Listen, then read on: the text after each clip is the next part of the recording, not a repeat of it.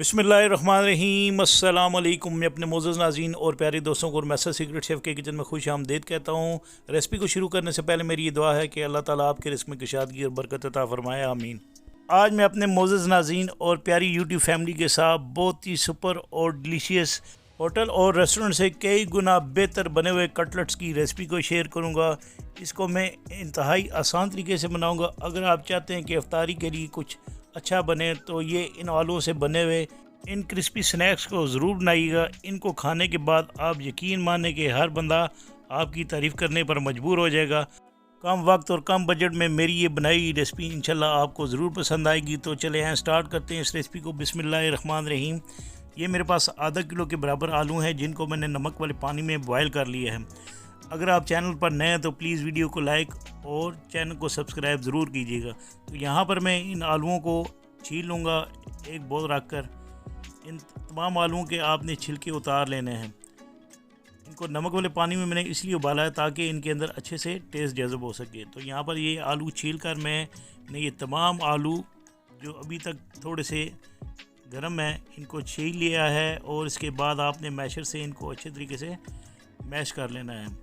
जब ये मैश हो जाए तो आपने इनको इस तरह स्पून के साथ इकट्ठा कर लेना है। इसके बाद मैं इनमें वेजिटेबल्स डालूँगा जिनमें चाप प्याज जो तकरीबन आधा कप के बराबर है ये डालना है, और ये धनिया है 1/4 कप के बराबर, ये आपने इसके अंदर डालना है लाजमी।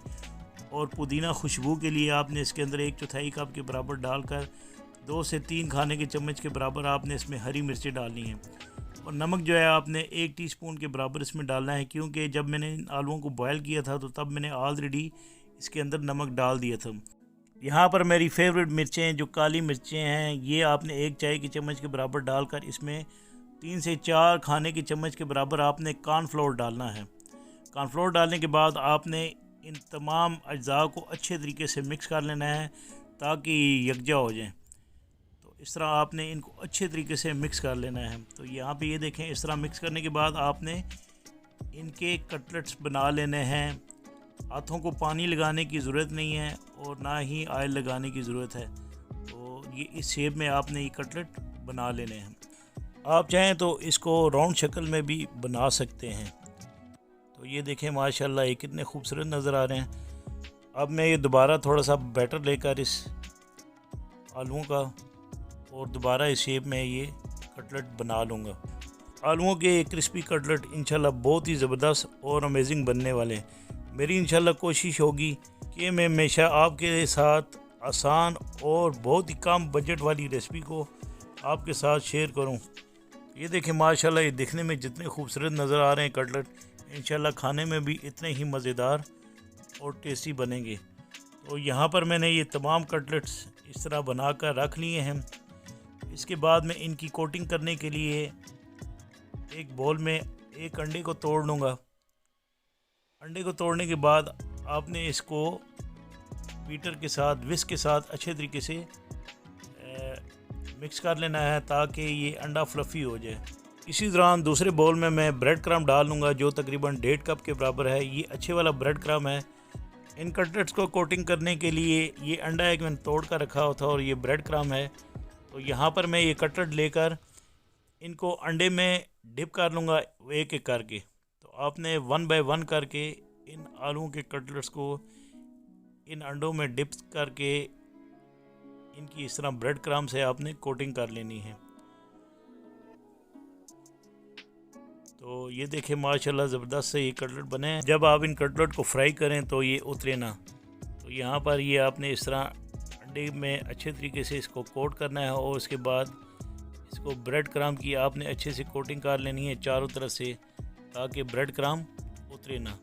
तो यहाँ पर आपने ये देखें इस तरह इसको अच्छे तरीके से अंडा लगा लेना है और उसके बाद आपने तमाम कटलेट्स को जो है ब्रेड क्रम्ब लगाकर इस तरह प्लेट में रख लेना है।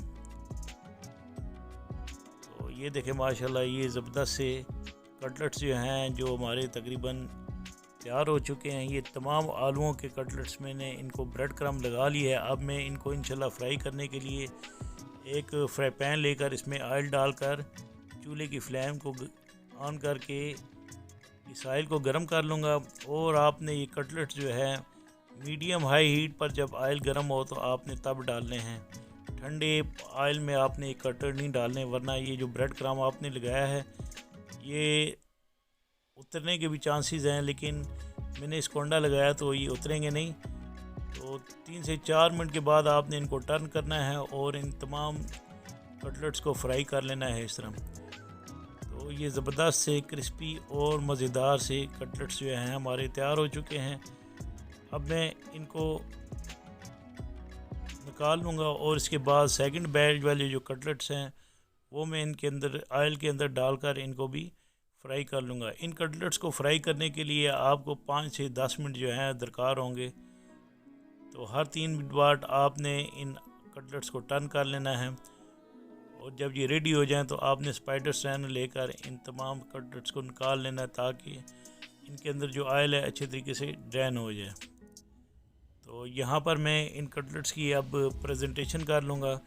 इन कटलेट्स को मैं ग्रीन चटनी के साथ और टमाटो केचप के साथ सर्व करूँगा। तो आप जब भी सर्व करें तो टमाटो केचप या ग्रीन चटनी के साथ सर्व करें। तो इंशाल्लाह मुझे उम्मीद है कि आपको मेरी ये बनाई रेसिपी ज़रूर पसंद आएगी और इसके बारे में आपने मुझे कमेंट्स बॉक्स पर कमेंट्स ज़रूर देने। इसके साथ ही मैं अपने मोअज़्ज़ज़ नाज़रीन और प्यारे दोस्तों से इजाज़त चाहता हूँ। अल्लाह ताला आप सबका आमीन नासिर, जज़ाकुमुल्लाह खैर।